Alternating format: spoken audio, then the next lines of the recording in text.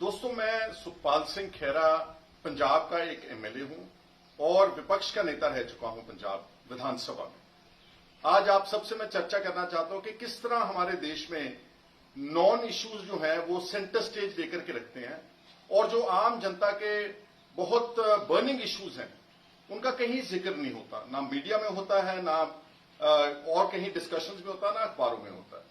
Latest issue में जो बात कर रहा हूं, सुशांत सिंह राजपूत जो एक्टर थे उनकी आत्महत्या की। सबसे पहले तो हम सबको दुख है कि एक अच्छा अपकमिंग एक्टर था और उसकी जो मौत हुई है उससे उसके परिवार को और सारी फिल्म इंडस्ट्री को और जो उसके फैंस हैं उनको काफी दुख पहुंचा है। लेकिन क्या सुशांत सिंह राजपूत की जो सुसाइड है पिछले 3 महीने से वो लगातार सारे देश के ऊपर इतना ज्यादा उसकी वाद विवाद हो रहा है कि जो असली लोगों के इश्यूज हैं वो बिल्कुल कहीं दिखाई नहीं दे रहे। एक सुसाइड और इस तरह की सुसाइड्स अनफॉर्चुनेटली सारे देश में शायद एक एक दिन में सैकड़े या शायद हजारों भी होती हों, उनका कहीं कोई जिक्र नहीं होता। लेकिन इस सुसाइड को लेकर के सुप्रीम कोर्ट ने सीबीआई जांच लगा दी। बिहार की असेंबली में भी शोर मच रहा है। सारे देश के जो इलेक्ट्रॉनिक मीडिया उसके ऊपर बहुत लंबे अरसे से डिस्कशंस हो रही हैं और एक एक बात जो वो लड़की के ऊपर आरोप है उसकी एक एक पल पल की बात जो है टीवी दिखा रहा है।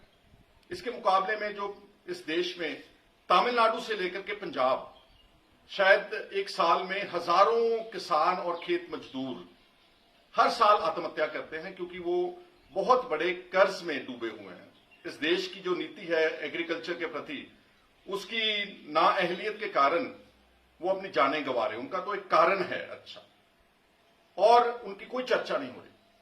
उनमें कभी भी सीबीआई की जांच या कोई ईडी की जांच या नारकोटिक्स ब्यूरो की जांच, 3 एजेंसियों की जांच कहीं दिखाई नहीं दी। एक सुशांत सिंह के केस में 3 एजेंसीज और वो जो लड़की के ऊपर एनसीबी की जांच है उसमें शायद 50 ग्राम गांजा की बात है। कोई इससे ज्यादा बड़ी रिकवरी भी उस रिया चक्रवर्ती से नहीं हुई, लेकिन इतना शोर मच रहा है।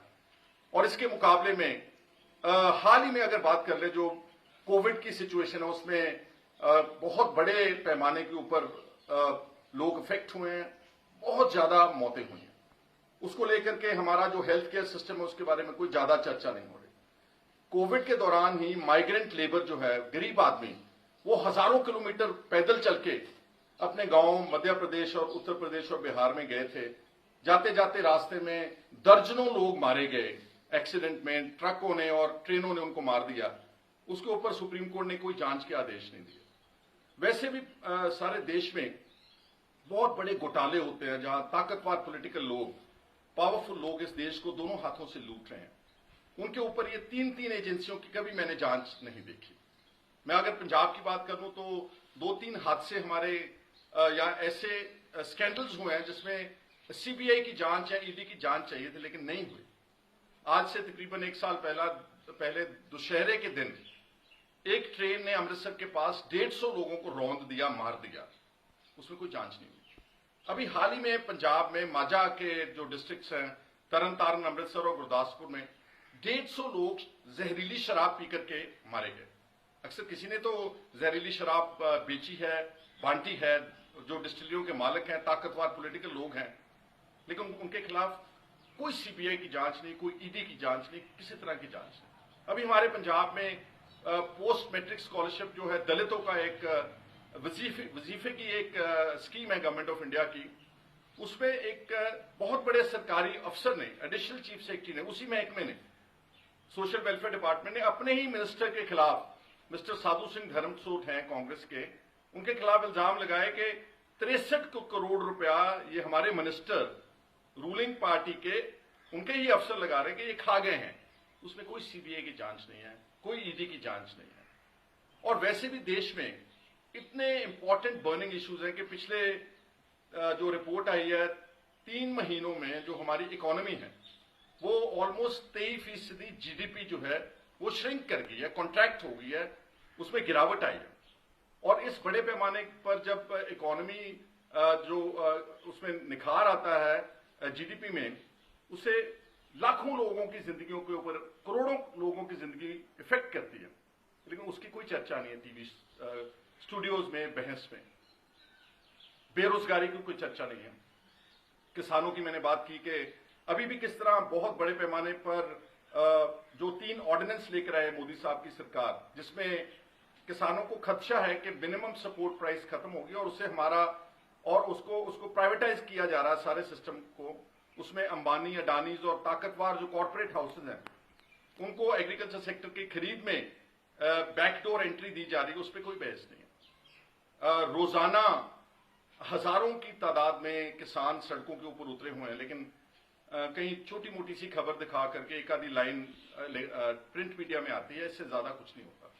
हमारे देश का जो हेल्थ केयर सिस्टम है, जो हमारे देश की एजुकेशन, पढ़ाई की जो सारी व्यवस्था है, वो तकरीबन वो खत्म हो चुकी है और सारा कुछ ही प्राइवेटाइज हो गया। गरीब आदमी की पहुंच से बहुत दूर हो गई अच्छी शिक्षा भी और अच्छे इलाज का व्यवस्था। और अभी डेवोस स्विट्जरलैंड में एक इकोनॉमिक समिट हुई इंटरनेशनल, उसमें एक बहुत बड़ी एजेंसी है, उसका नाम है ऑक्सफैम।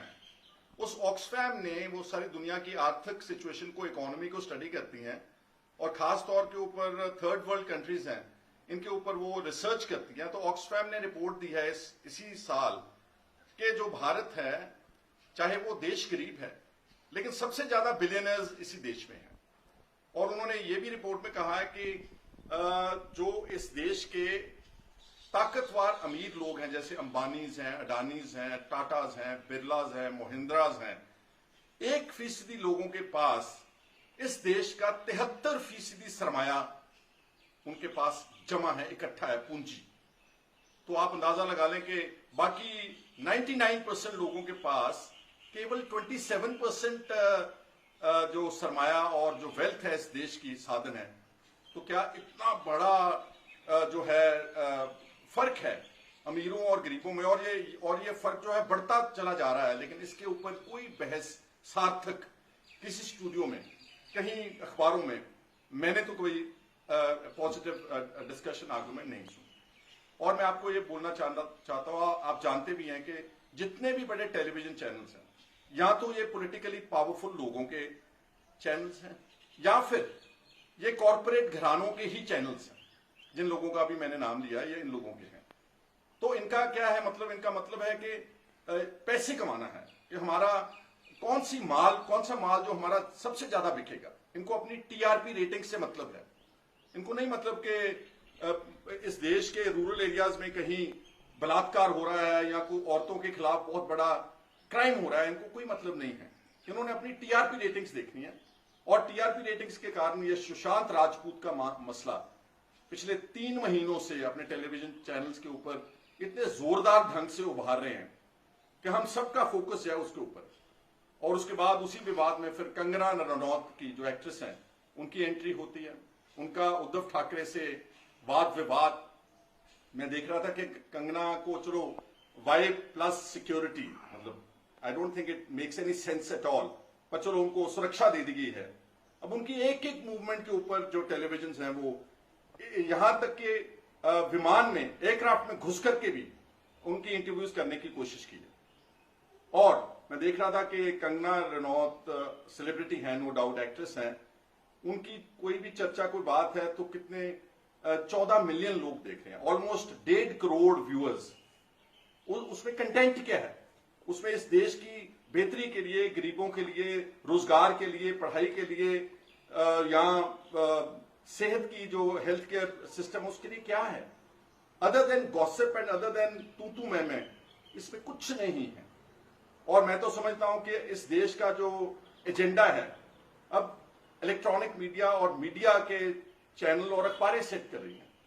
सरकार मीडिया नहीं, सरकार एजेंडा नहीं सेट कर रही, पॉलिटिकल पार्टीज ऑपोजिशन एजेंडा नहीं सेट कर रही, जो बातें सेंटर स्टेज के ऊपर आनी चाहिए वो नहीं आ रही। ऐसे मसले, सुशांत सिंह राजपूत की सुसाइड, और इसने 3-4 महीने इस देश के ले लिए, और इसी आड़ में जो असली लोगों के मुद्दे, जैसे मैंने बोला कि जो इकोनॉमी श्रिंक की है, जीडीपी गवर्नमेंट आप मान रही है कि 23% हमारी इकोनॉमी डाउन गई है, नेगेटिव गई है, और उसका कितना बड़ा इंपैक्ट हुआ उसकी कोई चर्चा नहीं।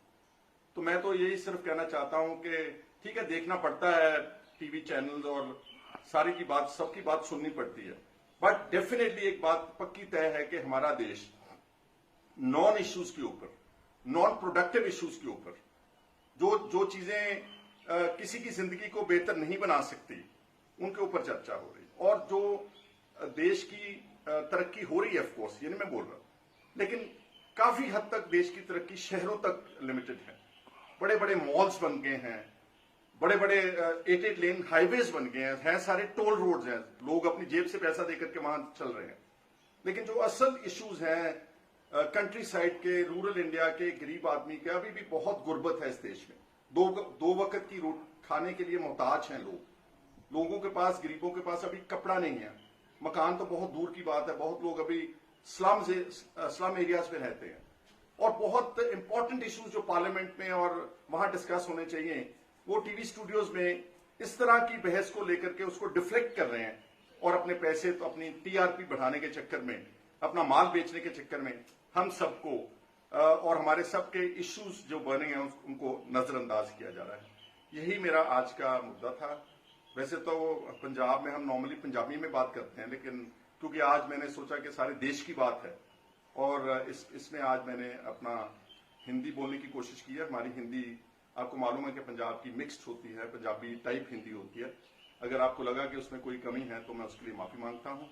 आप सबका हमारे साथ जुड़ने के लिए बहुत बहुत शुक्रिया। एक बार फिर Sukhpal Singh Khaira, MLA Punjab and former leader of the opposition, आपका धन्यवाद करता हूं।